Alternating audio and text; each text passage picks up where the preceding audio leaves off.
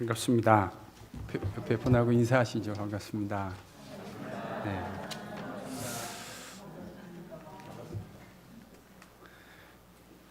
저희들이 지금 올해 들어서 이제 요한복음을 묵상해 오고 있는데 벌써 이제 오늘은 거의 80, 한 5, 6도 가까이 올라간다고 하네요. 아마 올여름 들어서 가장 더운 날씨가 되지 않을까 생각합니다.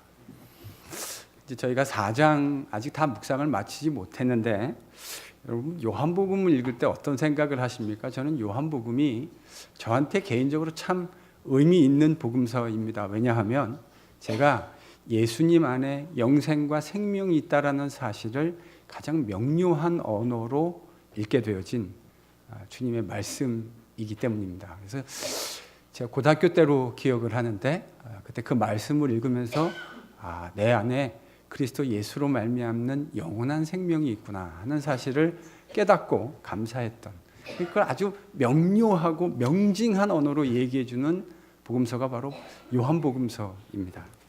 그래서 제가 만났던 많은 성도들 가운데 성경 가운데 좋아하시는 성경책이 어디냐고 여쭤보면 요한복음을 얘기하시는 분들이 참 많았던 것을 제가 기억합니다.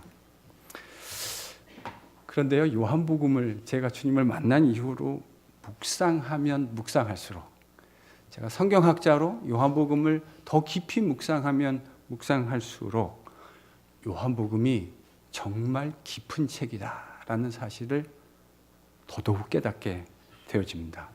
오늘 그 요한복음의 또 깊은 진리 가운데 저희들이 주님을 만나게 되고 온전히 주님을 예배하게 되기를 소망합니다. 주님은 사마리아 여자에게 영생이라는 선물을 주시기 위해서 다른 사람들은 일부러 피해가는 길을 도리어 찾아 나서셨습니다. 사마리아 여자와의 대화에서 주님은 그 여자에게 남편을 데려오라 이렇게 말씀하셨습니다. 왜 그러셨습니까? 주님을 인격적으로 만나고 주님을 구주로 모셔드려야만 영적인 생수를 마실 수 있습니다. 그런데 이 일에 있어서 가장 큰 방해가 되는 것이 바로 그 여자 자신이었기 때문입니다. 주님은 여자에게 자기 자신이 어떤 사람인지를 직면하게 하시려고 남편을 불러와라 이렇게 말씀하신 겁니다. 주님을 인격적으로 만나기 위해서는 자기 자신이 구제불능, 하나님 보시기에 선한 것이 전혀 없다고 하는 사실을 깨달아야만 온전히 주님을 만날 수 있기 때문에 그렇게 말씀하신 겁니다. 주님만이 나의 목마름을 해결해 주실 수 있다고 하는 것을 믿어야 우리는 진정한 목마름에서 해방될 수 있습니다. 내가 병자이며 의사이신 주님이 필요하다는 사실을 겸손히 인정할 수 있는 사람만이 주님의 치료를 경험할 수 있기 때문입니다. 그래서 주님은 그 여자에게 자신을 직시할 수 있는, 자신이 누구인지 그동안 수많은 일들 속에서 잊어먹고 싶었던 자기 자신의 본연의 모습을 직시할 수 있는 기회를 주신 겁니다. 그런데요, 경험상 사람들이 그런 자기 자신을 인정하는 것이 참 쉬운 일은 아닌 것 같습니다. 자신이 구제불능, 하나님 보시기에 선한 것이 하나도 없다고 하는 사실을 인정하는 것이 그리 간단한 일이 아닌 것 같아요. 오늘 본문에 등장하는 이 여인도 이런 면에서 크게 다르지 않은 것 같습니다. 남편을 데려와라 라는 이 낯선 유대 남자, 처음 보는 유대 남자의 말에 이 여자는 마음이 덜컹했을 겁니다. 나를 잘 아는 동네 사람들이야 그렇다 치지만 생면부지 지금 우물가에서 처음 만난 이 유대 청년 남자가 나 어떻게 안다고, 나를 어떻게 안다고 가서 남편을 데려와라 이렇게 말했을까? 여자는 속으로 이렇게 생각했을 겁니다. 그리고는 나는 남편이 없습니다. 이렇게 대답했습니다. 여러분, 이 말의 의미가 뭘까요? 이 여자는 이 이슈와 직면하고 싶지 않아요. 다른 사람이 그 이야기를 꺼낸다 하더라도 이 여자는 이 이슈를 피하고 싶은 거예요. 그러니까 남편 데려와라 했으니까 남편 없습니다. 그러면 더 이상 이 이슈를 이야기할 필요가 없어지는 것 아니겠습니까? 저는 바로 그런 이유로 이 여자가 남편 없습니다 라고 이야기했다고 생각합니다. 뭐 하기 위해서죠? 회피하기 위해서입니다. 그런데 남편이 없다는 주님, 이 여자의 말을 듣고는 주님은 남편이 없다는 네 말이 옳다. 네가 과거에 남편이 5이 있었고 지금 있는 사람도 내 남편이 아니니 네 말이 참되도다. 이렇게 주님이 말씀해 주셨습니다. 저는 여자가요, 이 말을 듣고 정말 어안이 벙벙했을 것이라고 생각합니다. 이 유대 남자가 나를 어떻게 알고 내 과거의 일들을 이렇게 정확하게 꿰뚫어 보고 이야기하고 있는가. 정말 깜짝 놀랐을 겁니다. 여자는 우리 주님이 예사뿐이 아니시라고 깨달았던 것 같아요. 그 사실을 직감했을 겁니다. 자신의 모든 과거를 꿰뚫고 계시는 이분, 이 유대 남자, 적어도 선지자는 될 것이다. 이렇게 생각했습니다. 그렇다면 이 여자는 주님이 원하시는 대로 지금 자신의 연약한 모습을 그대로 직면하고 있을까요? 저는 아직까지는 아니라고 생각합니다. 여러분 20절을 같이 함께 읽죠. 20절입니다. 함께 읽습니다. 시작.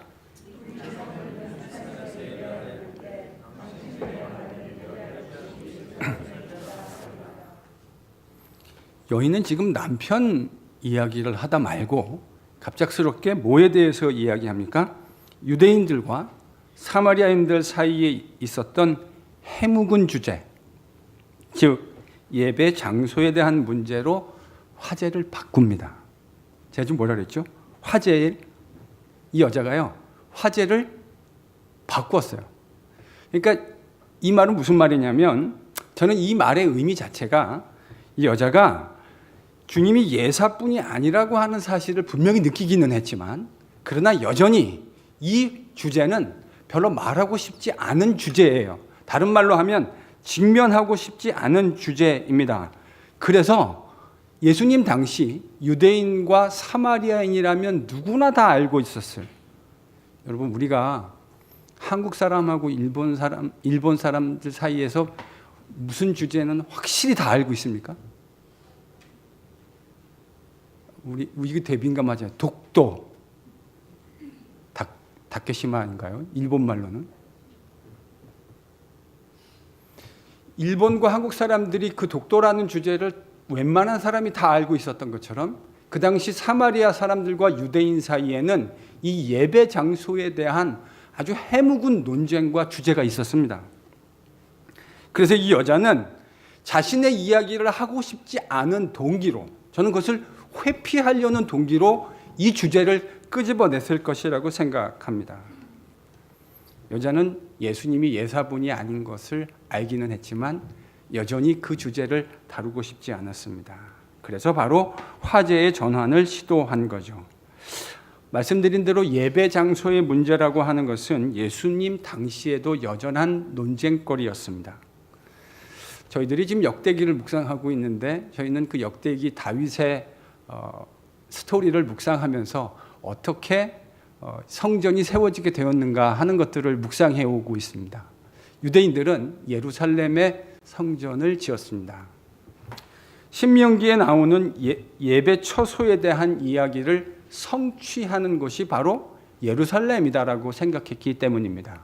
그래서 그 예루살렘 성전이 무너지고 난 후에도 스룹바벨 성전, 헤롯 성전 다 어디다 지었습니까?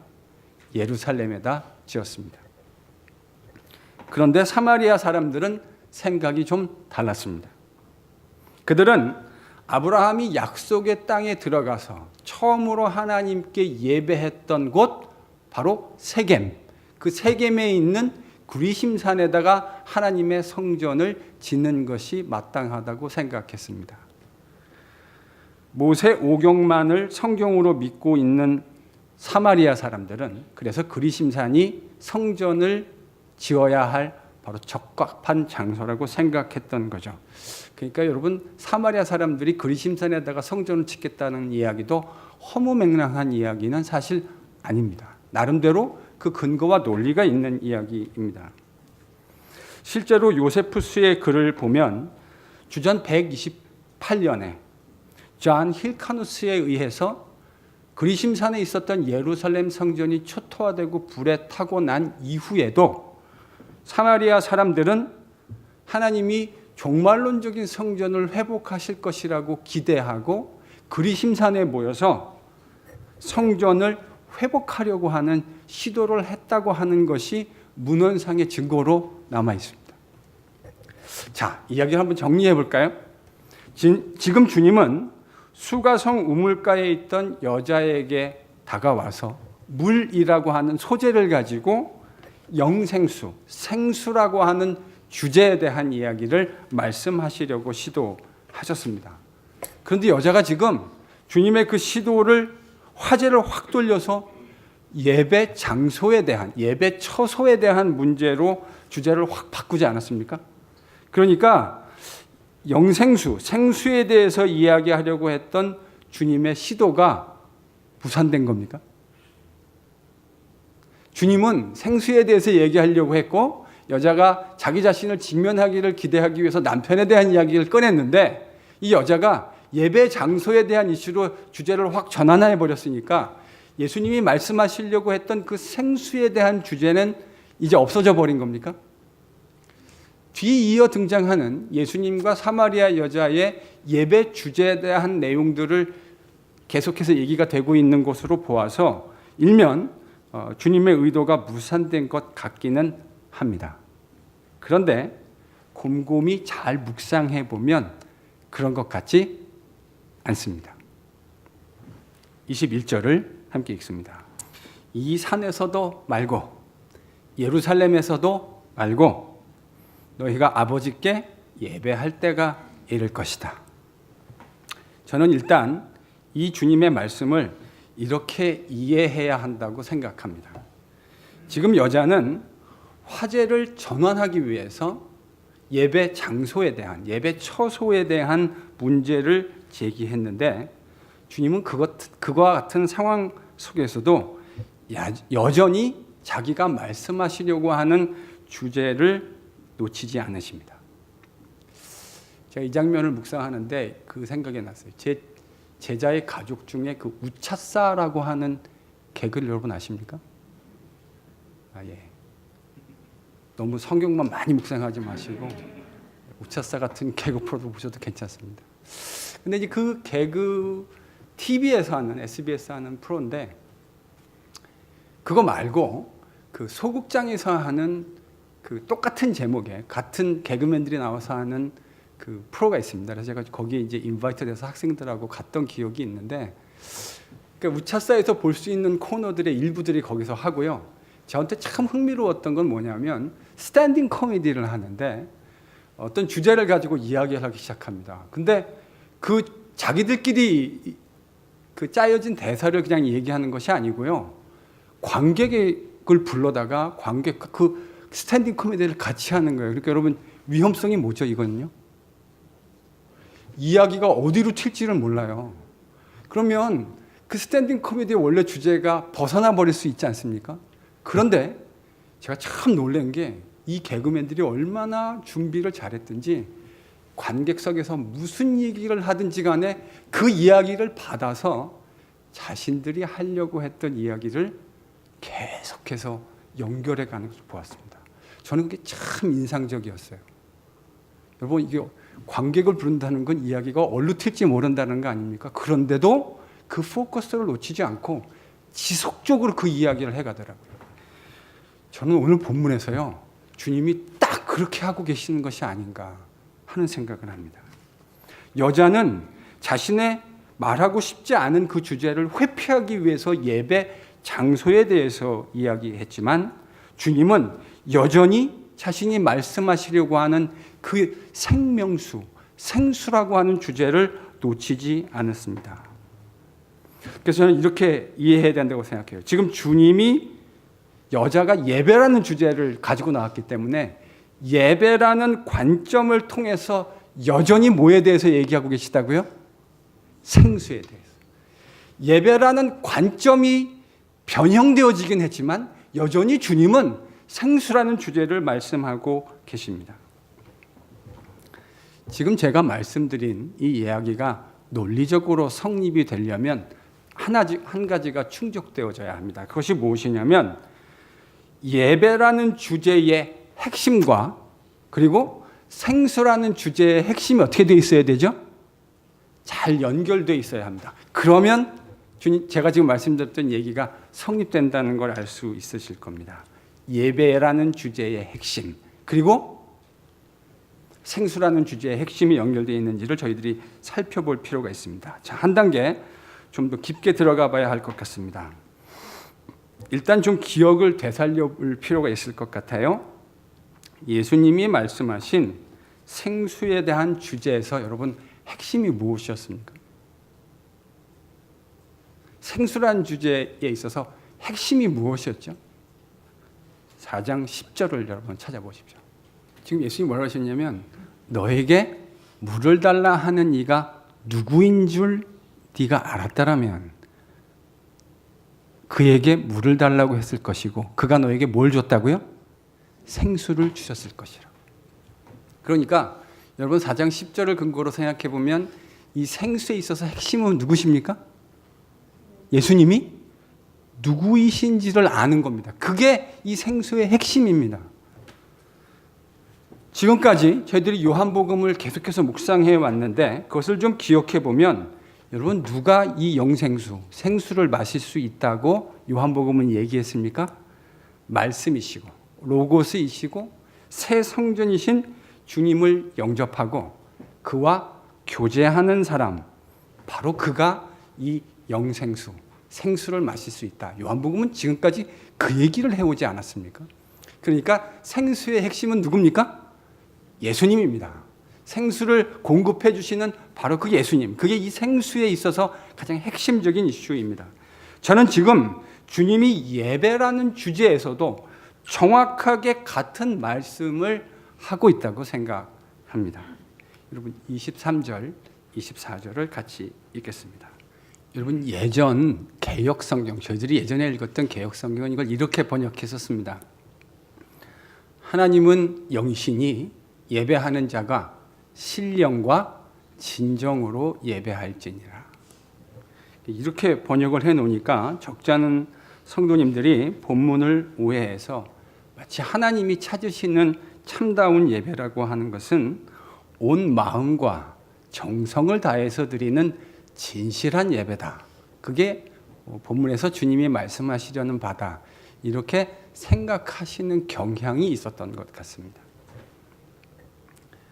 근데 그거는 본문이 말하려고 하는 것고, 물론 우리는 진실되게 마음을 다해서 하나님께 예배해야 하는 것이 틀림없습니다. 그러나 본문이 말하려는 바가 그 정도 이야기는 저는 아닌 것 같습니다. 그래서 개역개정은 오해를 막기 위해서 신령과 진정이라는 번역 대신 영과 진리라는 말로 새롭게 번역했습니다. 근데요, 이것도 사실은 저는 좀 마음에 들지 않아요. 영과 진리로, 그러니까 마치 하나님께 예배하는 방법을 얘기하고 있는 것처럼 들릴 수 있습니다. 그런데 사실 예수님이 사용하셨고, 그리고 요한이 여기 지금 요한복음에 기록해 놓은 표현을 제가 직역을 한다면 영과 진리로라는 의미라기보다는 영 안에서 그리고 진리 안에서, 저는 이렇게 번역되는 것이 더 좋은 번역이 아닐까 그렇게 생각합니다. 요한복음 전체를 묵상해 봤을 때 영 안에서 그리고 진리 안에서 이렇게 번역하는 게 더 좋은 번역 같아요. 주님이 지금 이렇게 말씀하시는 겁니다. 아버지께 참되게 예배할 때가 온다는 겁니다. 그때 예배자들은 어떻게 예배합니까? 영 안에서, 그리고 진리 안에서 예배한다는 겁니다. 그러면 여러분, 영 안에서, 진리 안에서 예배한다는 말의 의미는 뭐죠? 그건요, 영이 무엇을 의미하는 것이고 진리가 무엇을 의미하는지를 요한복음 안에서 찾아내야 합니다. 저희가 나중에 수차례 또 확인하게 되겠지만 요한복음에서 영, 푸뉴마라는 단어가 나오면 이건 거의 예외 없이 성령님을 이야기하는 표현입니다. 성령님, 보혜사 성령님. 그러면 진리는 뭘 지칭하는 단어일까요? 요한복음 14장 6절을 찾겠습니다. 요한복음은 예수님이 아예 대놓고 자신이 뭐라고 말씀해 주셨어요? 진리라고. 내가 길이요, 진리요, 생명이니 나로 말미암지 않고는 아버지께로 올 자가 없느니라. 주님이요, 자신이 대놓고 진리라고, 알레테이아라고 말씀해 주셨습니다. 그러니까 지금 예수님이 말씀하시는 것을 잘 따라가면 결국 이런 말이 되는 것 아닙니까? 예배할 때가 온다는 말입니다. 그때가 이를 텐데, 그때가 되면 그리심산도 아니고 예루살렘도 아니고 아버지께 참되게 예배할 때가 온다는 겁니다. 아버지께 참되게 예배하는 것은 다름 아닌 진리의 영이신 성령님과 진리이신 예수님 안에서 예배하는 것이라는 말입니다. 제가 아까 말씀드린 대로 여러분, 생수에서도 핵심이 누구였죠? 주님이셨잖아요.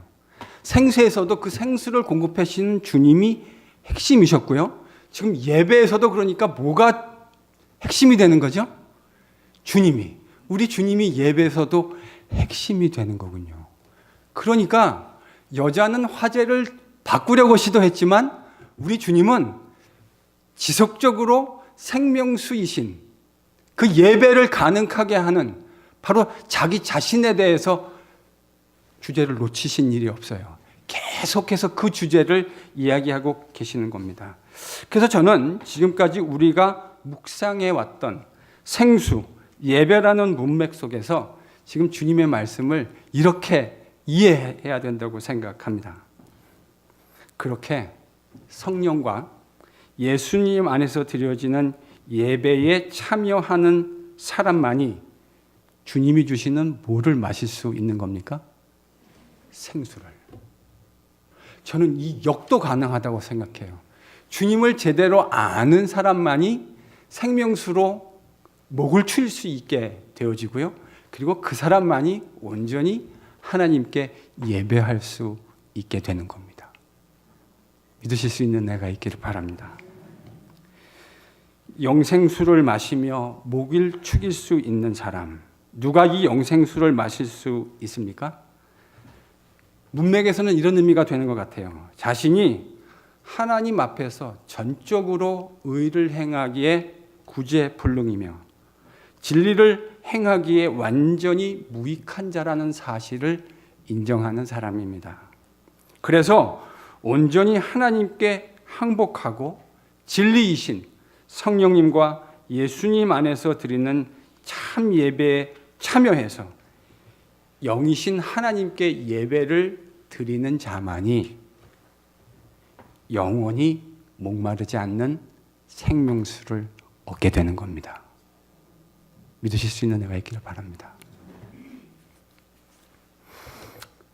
물론 지금 예수님이 말씀하시는 이 예배라고 하는 것이 단순히 예배당, 그러니까 교회당에서 드리는 예배만을 의미하는 것은 아니다라고 하는 것은 제가 보기에 거의 확실한 것 같습니다. 그것은 그보다 훨씬 큰 개념을 이야기하고 있는 거예요. 진리이신 성령님과 예수님 안에서 아버지께 드려지는 우리 삶의 모든 것들이 다 예배입니다. 그래서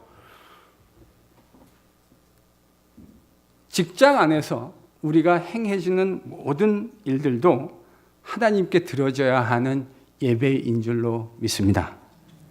저희들이 직장에서 또 바깥에서 커스터머들을 만나는 것도 다 하나님께 드려지는 온전한 예배여야 합니다.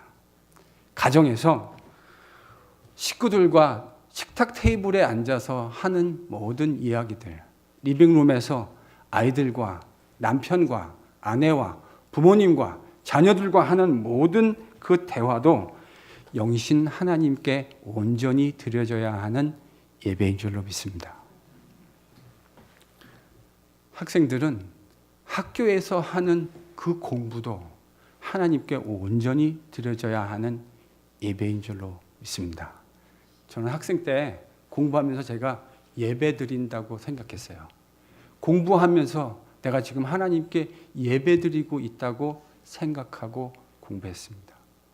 우리가 하는 삶의 모든 행위들이 우리를 자격 없는 우리, 구제불능인 우리를 부르셔서 하나님께 온전히 영이신 성령님과 그리스도 안에서, 예수님 안에서 드리는 예배여야 하는 겁니다.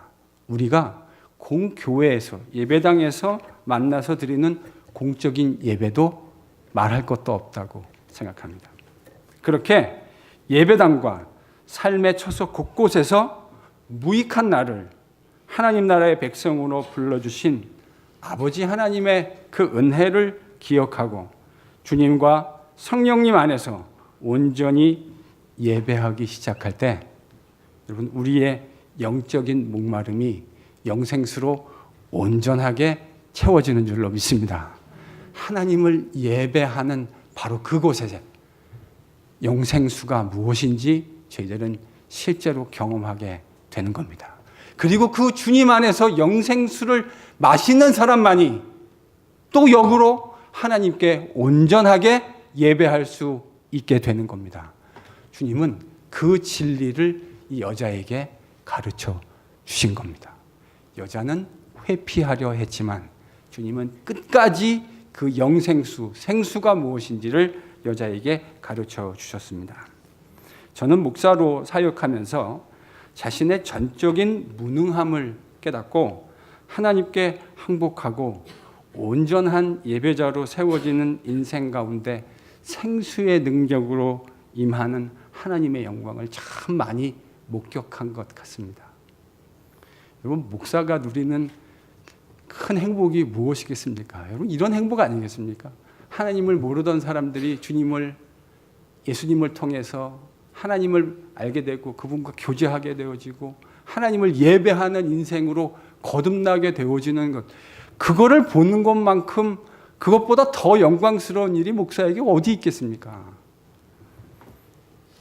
자기 잘난 맛에 살던 인생들, 삶의 참 의미와 목적이 무엇인지 모르던 인생들이 주님을 만나고 또 그들의 인생 안에서 다시금 주님을 회복해내고 다시 재발견하고 기뻐하고 즐거워하고 주님을 찬양하는 인생으로 변하는 것을 참 많이 목격했던 것 같습니다. 삶의 목표를 하나님 나라에 맞추고 주님을 기뻐하고 그 주님을 증거하는 삶으로 바뀌는 것을 참 많이 목격했습니다. 사랑하는 성도 여러분, 우리의 전적인 무능함과 무익함을 알고 온전한 예배자로 세워지는 귀한 축복을 누리실 수 있기를 바랍니다. 옆에 분에게 이렇게 한번 권면해 주시죠. 당신은 영이신 하나님만을 예배하는 영광스러운 예배자입니다. 다시 한번 합니다. 당신은 영이신 하나님만을 예배하는 영광스러운 예배자입니다. 여러분, 우리는 영이신 하나님만을 예배하는 영광스러운 예배자입니다. 이게 우리의 정체성입니다. 아직 끝나지 않았습니다. 하나 더 있습니다. 교회와 삶 곳곳에서 예배자로 아름답게 세워지세요. 강문기 집사님만 혼자 하십시오. 자, 다시 합니다. 저랑 같이 하는 거예요. 교회와 삶 곳곳에서 예배자로 아름답게 세워지십시오. 제가 생각보다 좀 고집이 센 사람입니다. 다시 합니다. 교회와 삶 곳곳에서 예배자로 아름답게 세워지십시오. 삶 곳곳에서 예배자로 아름답게 세워지십시오. 여러분 정말 그렇게 되는 귀한 축복이 여러분에게 임하기를 간절히 소망합니다. 예배자로 아름답게 세워져서 지금도 여전히 목말라 하는 사람들에게 생명수이신 예수님을 소개하고 그분을 증거하는 이 귀한 일에 우리 LGPC 성도 한 사람 한 사람이 모두가 다 예외 없이 쓰임받을 수 있기를 예수님의 이름으로 간절히 축원합니다.